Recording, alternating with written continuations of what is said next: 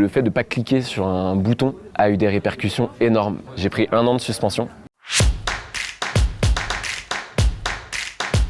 Et ma plus grande fierté en tant que sportif, c'est dans l'échec, c'est pas dans la victoire. Il y a souvent les sportifs qui vont te répondre ouais, c'est ma victoire du Grand Chelem de ceci, ou c'est d'avoir gagné le Golden Globe ou un truc comme ça. Et moi j'ai fait du cyclisme, qui est un sport qui est pas binaire. Et du coup j'ai toujours été dans le partage et de travailler, j'ai travaillé pour les autres. Alors j'ai eu des fiertés quand dans des victoires collectives en disant ouais, t'as bien fait ton boulot, tu t'es investi dans le dévouement, dans le dépassement de soi, et puis t'as ton leader qui a gagné. C'est assez cool, mais ma plus grande fierté, c'est quand j'ai terminé le Tour en 2019. Je l'ai terminé avant-dernier. J'étais dernier à l'avant-dernière étape et finalement je perds ma dernière place, ma lanterne rouge sur les Champs-Élysées. C'était pas un objectif de terminer dernier, mais en fait j'étais en souffrance tout le tour. Quelques mois auparavant, j'ai fait une grande chute. J'aurais pu rester en fauteuil et j'étais en réanimation, tout ça. Et en fait, quand je suis arrivé sur le Tour de France, je me suis dit ouais, je vais faire quelques jours, je vais m'échapper. Et du coup, je me suis mis mal.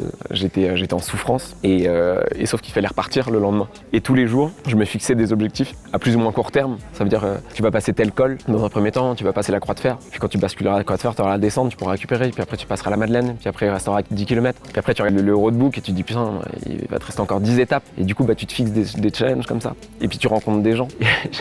J'étais devant la voiture balai. À chaque fois, la voiture balai, c'est la voiture qui est habituellement qui avait un balai et qui termine le peloton et qui annonce le dernier coureur. Et à chaque fois, on disait on applaudit quand même le dernier coureur du peloton. Et c'était un truc hyper violent. Et en fait, j'ai remarqué que ma cote de popularité, elle grimpait inversement à mes performances. Plus j'étais nul, plus les gens m'aimaient bien. Le vélo de Guylain Lambert, je sais pas si c'est un film qui te parle, mais c'est un film avec un contre-héros, en fait, un cycliste qui est nul. Et en fait, les gens, ils l'aiment bien parce qu'il est nul. Et parce que dans la vie, finalement, il y a tous des moments où on est nul et il y a tous des moments où on est dans la difficulté. Pour répondre à ta question, ma plus grande fierté, c'est tous les jours, je me suis dit, je vais abandonner. Et j'ai pas abandonné. Je sais pas comment j'ai fait. J'ai réussi à retrouver des ressources mentales, comme je te disais. Et quand j'ai franchi les Champs-Élysées, j'ai vu la patrouille de France passer au-dessus de moi. J'ai fait un flashback de tous les moments de souffrance. Et je me suis dit, waouh, j'ai réussi à tutoyer des émotions là, à ce moment-là, en disant, ouais, je suis fier de moi. J'ai rarement été fier de moi dans ce que j'ai fait dans ma vie parce que j'ai pas confiance en moi. Et à ce moment-là, j'ai vraiment eu un sentiment de fierté et un sentiment de me dire, waouh, ça c'est un truc, j'arrive même pas à le témoigner et c'est un sentiment impalpable dans ma vie de tous les jours. Après, quand je serai plus coureur, je vais jamais plus l'avoir. Ce matin, parce que j'ai eu des longues discussions hier soir avec des athlètes et en fait des fois tu te sens seul par rapport à une souffrance ou par rapport à un état d'esprit ou par rapport à un manque ou par rapport à une reconnaissance et je sais pas, hier j'ai parlé avec certains athlètes et je me suis dit ouais putain, on a quand même pas mal de similitudes dans la souffrance et aussi dans le pourquoi, c'est dans le pourquoi tu fais les choses. Pourquoi tu t'infliges souffrance, pourquoi tu fais ça, hein? Est-ce que c'est pour la reconnaissance? Il y en a c'est pour la médiatisation, il y en a c'est pour l'estime de même, il y en a c'est pour des raisons plus profondes. Après je suis un hypersensible et du coup moi je pleure souvent, tu vois, je suis un peu à contrario de ce qui peut se faire dans des sports où c'est plus à la mode et heureusement que c'est plus à la mode, mais on dit des sports d'hommes. C'est complètement con comme truc. Et moi, dans la souffrance, j'ai développé une espèce d'hypersensibilité. Et hier, je faisais du ski de rando. Et avant-hier, j'étais dans le RRC. Et le contraste, il était tellement saisissant. J'avais les larmes aux yeux. Le moniteur qui était là avec nous me dit remets tes lunettes. Et je dis non, je suis juste ému devant le paysage parce que je trouve ça juste incroyable.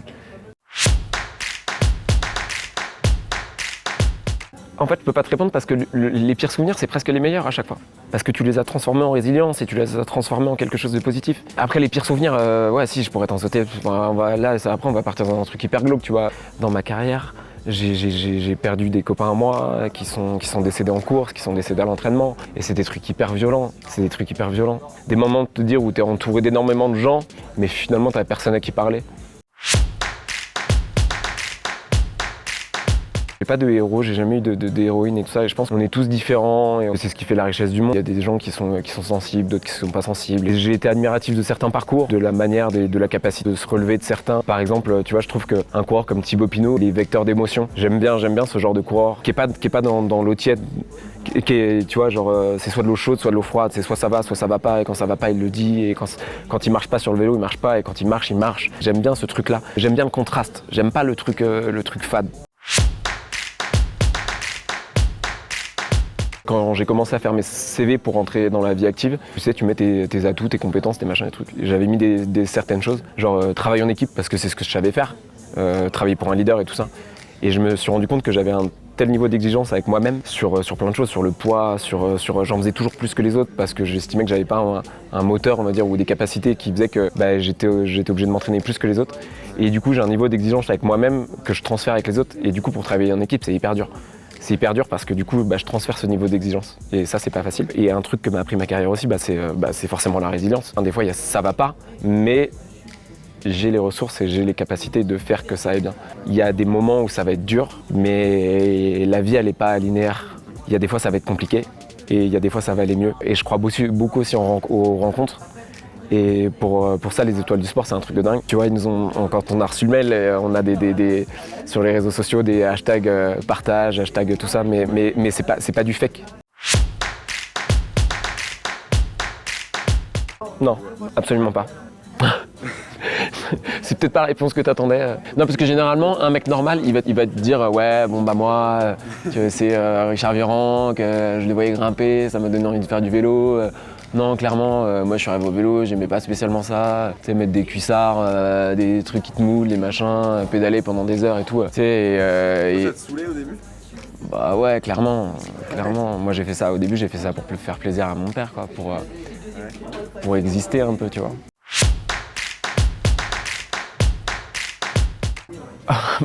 J'en ai fait plein, j'ai fait que ça. Mais ma plus grosse connerie, si tu veux, au début de ma carrière, en fait tout allait un peu vite. Je suis passé pro un peu sans le vouloir, et puis tu gagnes un peu d'argent, et puis du coup tu penses pas à tout le reste, tu sais, t'as un peu la tête dans le guidon, c'est l'expression qu'on a dans le vélo. Et du coup, en 2011, ils ont mis en place ce qui s'appelait un programme de géolocalisation qui s'appelle ADAMS, où on doit mettre où on est tout le temps.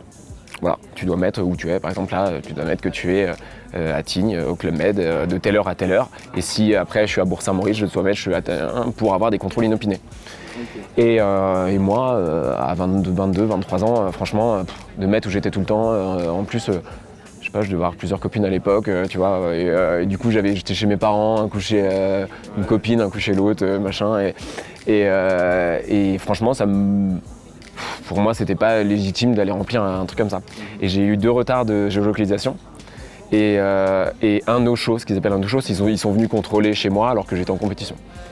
J'ai pris 1 an de suspension et j'avais signé un très bon contrat, annulé. Et je me suis retrouvé banni d'un sport en fait, dans lequel j'avais dévoué tout mon temps, tout mon machin. Donc si tu veux, le fait de ne pas cliquer sur un bouton a eu des répercussions énormes. Et genre là, c'est même plus une boulette, c'est un truc, c'est un truc de dingue. J'ai perdu de l'argent, j'ai perdu de la confiance en moi, parce que forcément, quand après t'es mis de côté dans un truc, c'est plus une boulette, c'est un truc monumental. Honnêtement, les contrôles inopinés, je les comprends parce que en plus, pour le dopage, c'est quand même un fléau. Mais ce côté intrusif, ce côté, les gens ils rentrent chez toi, ils te regardent faire pipi, ils te regardent sous la douche. Tu vois, j'ai des souvenirs, genre contrôle inopiné le matin, tu viens d'aller pisser et du coup, t'as plus envie. Mais du coup, tu vas qu'à tes occupations, mais le mec il reste avec toi. Tu dis ouais, mais là je vais me doucher, ouais, mais je te regarde te doucher. Mais tu te dis mais c'est un truc de dingue. Après c'est un truc un peu plus cru, mais t'as envie d'aller faire caca, et non, tu fais caca mais avec la porte ouverte. Genre mais c'est un truc de dingue. Et genre ça, au début, moi je l'ai pas conceptualisé, tu vois, je me dis comment il n'y a pas un justiciable français qui doit dire où il est tout le temps, et toi, tu fais du sport. Et le mec il rentre chez toi, il regarde. Mais même moi au début de ma carrière, au début c'était un peu bancal, ces contrôles inopinés et tout ça. Le mec il venait chez toi, il est là, il regardait, et il dit tiens je suis allé, je vais pas te dire les noms, mais tiens je suis allé chez machin, il a une belle cheminée, hein, il doit bien gagner sa vie et tout, tu vois. Genre le truc hyper intrusif. Ce qui m'a saoulé aussi un peu pendant ma carrière, c'est les gens qui faisaient du vélo le dimanche et qui te donnaient des conseils, tu vois. Genre. T'en as eu beaucoup ? Et ouais, énormément. que ça. Tu vois, genre, mais pourquoi tu fais ça? Pourquoi t'attaques à 50 km de l'arrivée? C'est pas comme ça qu'on fait. Toi, t'aurais dû faire ça et tout. Et en fait, Et après, pour avoir compris, moi, pourquoi j'ai attaqué à 50 km de l'arrivée, et tu vois, ce truc un peu de question existentielle et de montrer à un papa, ou tu vois, ça avait du sens finalement. Alors, je te dis souvent, mais pourtant, j'ai eu cette réputation d'être un coureur très franc et de ne pas avoir de langue de bois. Clairement, moi, tu me dis ce que tu me penses d'aller faire le Tour du Qatar ou les championnats du monde au Qatar, parce que j'ai fait les championnats du monde au Qatar, je vais dire non, c'est bidon, quoi. Et donc ça, j'ai pas eu de langue de bois. Mais par contre, oui, bien sûr que j'ai menti plein de fois. J'ai menti plein de fois en disant que ça allait, en disant que j'étais épanoui, que j'étais hyper bien dans le groupe, alors que ça allait pas, hein, et que je me voilais la face. Peut-être que c'était pas l'époque où il fallait dire que ça allait pas. Ouais. Peut-être que c'est encore pas l'époque, mais peut-être un peu plus. Mais on est dans une société où il faut que ça aille, mais bien sûr que j'ai menti à des journalistes, parce que parfois ça fait partie aussi de ton job. Ouais, clairement, ouais, plein de fois, même sur le tour, tu vois. On a eu un débat avec Jaja, avec Laurent Jalabert pendant un vélo club. Sur France Télévisions, après le Tour de France, en fait, on fait une petite émission pour débriefer de l'étape et tout, et pour parler du lendemain. Et on parlait de la journée de repos, et du coup, Jaja, il disait, moi, la journée de repos, j'allais rouler, j'allais faire des efforts et tout. Et moi, je dis, mais non, je mangeais des burgers, et je me souviens des fois d'avoir fait des soirées sur le Tour. En plus, j'étais dans une équipe belge où il y a la bière coulait à flot. Et si tu veux, le lendemain, tu le regrettes, et ouais, non, ça m'est arrivé. Ça m'est arrivé, mais c'était des craquages positifs, et des trucs où même d'être en stage et de te dire de te faire la malle, et puis d'avoir dans ta valise une petite paire. Je me rappelle d'être en Australie, et le Tour Down Under, c'était au tout début de saison. Toi, t'es là, t'es en région parisienne, il fait pas beau, tout le monde a sa cagoule et tout, t'arrives là-bas, et t'es en Australie, t'es à Adélaïde, t'as des filles de partout, il fait beau, ils sont en vacances et tout, et puis toi, t'es là pour faire une compète. Et finalement, la première année, j'avais regardé comment faisaient les anciens. Et les anciens, dans leur valise, ils amenaient toujours une petite paire de chaussures et tout. Pas les chaussures d'équipe ou les trucs brandés à la marque et au sponsor. Ils amenaient toujours la petite chemise, et du coup, j'avais compris le truc, et j'avais mis dans ma valise une petite chemise. Et du coup, pendant la course, ou même la veille de la course, ça nous est arrivé de sortir en boîte et de te dire le lendemain, putain, merde, je regrette un peu, mais finalement, c'était assez cool. En plus de ça, si tu veux, pour atteindre le sport de haut niveau, généralement, t'as pas eu trop d'adolescence, et t'as pas eu trop de moments un peu exutoires. Et en fait, on a un dénominateur commun avec beaucoup de sportifs de haut niveau, c'est quand on fait les choses, on les fait vraiment à fond. Et genre, si je vais te dire, je vais me mettre une caisse, je vais me mettre une vraie caisse. Si je vais m'entraîner, je vais vraiment m'entraîner. Mais par contre, une chose est sûre, c'est que le lendemain, je vais être là à l'entraînement, et peu importe l'heure à laquelle je me suis couché et ce que j'ai fait, je vais être là. J'ai des anecdotes bien pires que ça, mais je pense qu'il vaut mieux pas que je rentre dedans. Mais des trucs où ça commence, si tu rentres dans ta chambre et ça pue la merde, tu dis ouais, c'est un peu chelou, tu vois. Et ce truc-là, ouais, je l'ai eu en Belgique, que tu peux avoir un peu quand t'es étudiant ou un truc comme ça, tu vois. Ça, dans des groupes, t'as des mecs qui arrivent à fédérer autour d'eux. Je pense à un mec, tu vois, comme Philippe Gilbert, c'est un coureur belge qui a arrêté sa carrière là. Il arrivait à fédérer. Et c'est important dans un groupe d'avoir un mec qui arrive à fédérer autour de lui. C'est hyper important. Moi, franchement, j'aime tous les sports d'endurance et les sports où tu te dépasses, où tu vas au-delà mais ça, c'est un peu tous les sports. J'aime pas trop j'aime bien les regarder, mais j'aime pas trop les sports binaires. Mais j'aime bien les sports d'équipe, tu vois, le rugby. Clairement, j'ai pas la stature d'un rugbyman, mais je trouve le rugby magnifique. En plus, j'habite à Marcoussis, je trouve ce sport juste magnifique. Pour moi, c'est le vrai sens du sport, d'avoir un objectif commun, de sacrifier et de pouvoir se foutre sur la gueule, mais d'après d'aller boire un verre ensemble, et de pouvoir faire du sport, mais avoir à côté de pouvoir de cette notion de plaisir et de relâcher, même si c'est un sport qui est très exigeant, hein, c'est bien sûr, mais j'avais clairement pas la carrure, mais c'est un sport qui m'aurait fasciné. De ce sentiment d'appartenance à un groupe, ce truc de te dire ouais putain, j'ai des mecs sur qui compter. Ouais. J'ai voyagé en Arabie Saoudite, j'ai fait le tour d'Arabie Saoudite, mais c'était complètement improbable. c'était complètement improbable. J'arrive dans un pays où ils boivent pas d'alcool, où moi je suis dans une équipe belge où ils boivent des bières tous les jours. Et là, genre, tu te dis, ouais, les soigneurs, ils sont comme ça, tu vois, je te dis, comment on va faire, ça va être combien de temps le tour d'Arabie Saoudite, tu vois, et un choc des cultures, un choc de tout, et tu te dis, ouais, le fait de voyager, quand même, ça t'ouvre sur des trucs, et tu te dis, ouais, putain, il n'y a pas qu'une réalité, il y a plein de réalités, il y a plein de cultures, il y a plein de choses différentes, et ça a été bien parce qu'on a trouvé de la bière à l'ambassade de Belgique. Et du coup, ça, c'était assez cool. Non, c'était bien. Moi, je trouve que, si tu veux, c'est pas des pays qui ont la culture du vélo, mais je trouve que si tu veux, il y avait un côté où on avance. On avance parce que nous, dans notre équipe, on avait des soigneuses. Et une femme là-bas, la condition de la femme, il y a encore quelques années et encore maintenant, c'est encore pas l'idéal. Et peut-être que c'est déjà un premier pas. Et il y a plein de choses comme ça, tu vois. Moi, il y a des choses qui me font. Je trouve que le sport, d'une manière générale, il est aussi politique et il va avec la société. Tu vois, maintenant, on a le Tour de France féminin, on a des athlètes afghanes. C'est un truc de dingue aussi. Le sport, il avance avec la société. Il y a des footballeurs qui assument leur homosexualité. T'as des rugbyman aussi. Je trouve que ça avance avec la société et le sport a été longtemps archaïque et surtout le mien. Et il a su vachement évoluer. Et ça, je trouve ça hyper cool parce qu'il faut avancer, il faut évoluer et que rester voilà dans l'ancien temps et que non, ça. Il y a des choses qui changent, il y a des choses qui évoluent et qu'il faut se mettre un peu à la page, quoi. La réflexion des gens, de dire c'est pas un vrai Tour de France. Dans l'opinion publique, le Tour de la France, ça fait le Tour de la France. Ça part de la France. Là, ça part du Pays Basque, de Bilbao, et t'as tous les massifs. Pyrénéen, Massif central, les Alpes. Il n'y a pas forcément une étape clé, mais c'est un tour vraiment chantier où, si tu veux, tu vas avoir de la difficulté du spectacle tous les jours, tu peux avoir des retournements de situation tous les jours et on l'a vu sur le tour l'année dernière, maintenant tu as des forces, le niveau il est vachement homogène, tu as des coureurs qui arrivent, qui débarquent de nulle part et qui sont tout de suite très forts.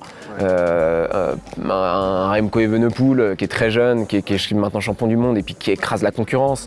T'as Tadej Pogačar, t'as Jonas Vingegaard, et puis t'en as d'autres qui vont arriver. Et là, sur ce Tour de France, tu vas avoir les 3 massifs qui vont s'enchaîner quasiment, très peu d'étapes de plat. C'est clairement pas un tour pour les sprinteurs. Je pense que ça va être un tour complètement débridé parce que ça va être très difficile de contrôler sur un Tour de France comme ça. Je vais mentir à un journaliste, comme tu dis. Je vais te dire oui parce que forcément j'ai envie. Mais honnêtement, on n'a pas énormément de coureurs cyclistes qui sont français, qui sont pour l'instant en position d'aller gagner le Tour de France. David Gaudu, il n'y aura pas bouton contre la montre cette année. C'est un de ses défauts, même s'il progresse et qu'il accuse moins de retard qu'avant. Mais David Gaudu, c'est une de nos meilleures chances. Après, on a beaucoup de mecs qui sont vecteurs d'émotions. Mais pour aller gagner le tour, c'est encore différent. Aucune. Aucune. Pourquoi? Trop bien. Franchement. Hardcore. Franchement, c'est un tour. Il va être magnifique à regarder à la télé, mais sur le vélo, je sais plus avec qui je me suis fait la réflexion. Je me suis dit. Je pense qu'on a arrêté au bon moment parce que c'est rien que le départ, mais le Pays Basque, c'est dingue le Pays Basque, faire du vélo au Pays Basque, c'est comme ça. Ouais. Et puis après t'enchaînes avec les Pyrénées, et puis après t'as ça. Et tu dis quand tu regardes ton roadbook, tu dis oh putain non. Alors à faire à vélo aucune, à faire en tant que consultant chez France Télévisions toutes, parce que ça va être extraordinaire. Ça va être un Tour de France de folie. Absolument pas. Et alors non seulement c'est facile d'en être sorti, parce que c'est tellement dur et tellement chronophage. Et tu vois, là on est à la montagne, on est à Tignes et tout. Moi je suis jamais venu, enfin ça fait des années que je suis pas venu parce que là, à cette période-là, t'es en stage, t'es en entraînement et tout ça. Et que en étant sur la moto l'année dernière, sur le Tour, je l'ai regardé avec admiration, avec empathie, mais du premier au dernier, tu vois, parce que ça m'arrivait avec la moto, tu vois, d'être... Des fois, il y avait Thomas Vauclair qui était moto numéro 1, mais des fois, il me laissait la place en moto numéro 1. Et du coup, des fois, je l'ai fait aussi en moto numéro 2, et de voir la souffrance des mecs, les voir en chier toute la journée. Et je me dis, mais comme si c'était pas... moi, j'avais jamais fait ça. Genre, je les regarde avec admiration, avec empathie, avec beaucoup de bienveillance. Et je me dis, ouah. Et des fois, j'ai envie de les encourager, de dire, allez, vas-y, bats-toi et tout, ça va le faire, accroche-toi. Et non. Mais par contre, sur la moto, c'est un luxe. C'est un luxe parce que en tant que coureur, je ressens les mêmes choses qu'eux. Tu vois, je dis, oh, l'autre, il ratonne, ou attention, lui, il va attaquer. Et du coup, tu ressens les mêmes émotions parce que j'ai arrêté il n'y a pas longtemps. Où je me dis, ouais, là, il doit avoir mal, mais sans avoir mal aux jambes. Et en plus, en ayant l'opportunité d'admirer les paysages. Ouais. Et des fois, et on parlait d'hypersensibilité tout à l'heure, mais tu vois, te dire, ouais, ok, là, quand même, on habite dans un pays qui est juste magnifique. On a cette chance-là d'avoir une diversité de paysages, de régions qui sont juste somptueuses. Pour avoir beaucoup voyagé, je me rends compte que la France, c'est un pays magnifique. Et que en étant sur la moto et derrière les coureurs, je me dis que... Et je leur dis d'ailleurs souvent en coureur, je dis franchement, profitez, même si vous avez mal aux jambes, kiffez parce que vous faites un sport de dingue, dans des paysages de fou. Et juste profitez parce que ça passe vite. J'ai arrêté pendant un an, un peu de dégoût et de ras-le-bol. J'ai pris 15 kilos et du coup je m'y suis remis. Et sans rien, sans capteur de puissance, sans compteur, sans rien. Ouais. Et au plaisir quand il fait beau et tout. Et franchement, du coup, je vis plus le même vélo. Et dans mes dernières années, c'était plus une passion. C'était un job, c'était un métier. Et tu vois, et maintenant, je fais du vélo avec des potes. Et je trouve que c'est aussi une instance de socialisation. Et je recrée, on me parlait de sport santé avec la mutuelle partenaire des Étoiles du sport, la MGN. Et ouais, sport santé. Alors le sport de niveau limite, de très haut niveau limite, mais le sport oui. Parce que du coup, en refaisant du vélo maintenant, tu libères à nouvelle fois des endorphines, de la dopamine, moins d'adrénaline parce que je vais pas aller frotter les bagnoles, les machins, les trucs comme ça. Mais par contre, ouais, tu libères. Ouais, c'est cool, tu vois. Genre quand il fait beau, tu vas rouler avec tes potes. Et puis tu vois, tu prends et tu vois, je retrouve du plaisir aussi dans des trucs genre c'est cool d'avoir faim, tu vois, d'avoir une fringale et d'avoir sur le vélo et d'arriver au bout de toi-même et d'arriver de manger juste un bon plat de pâtes ou de prendre une douche chaude quand t'as eu froid. Et ça, ces petits plaisirs là, quand tu les retrouves en faisant du sport, c'est un truc hyper génial. Ouais, exactement. Ouais, exactement. Et pour moi, c'est ça le sport. C'est super comme phrase de fin. Cool.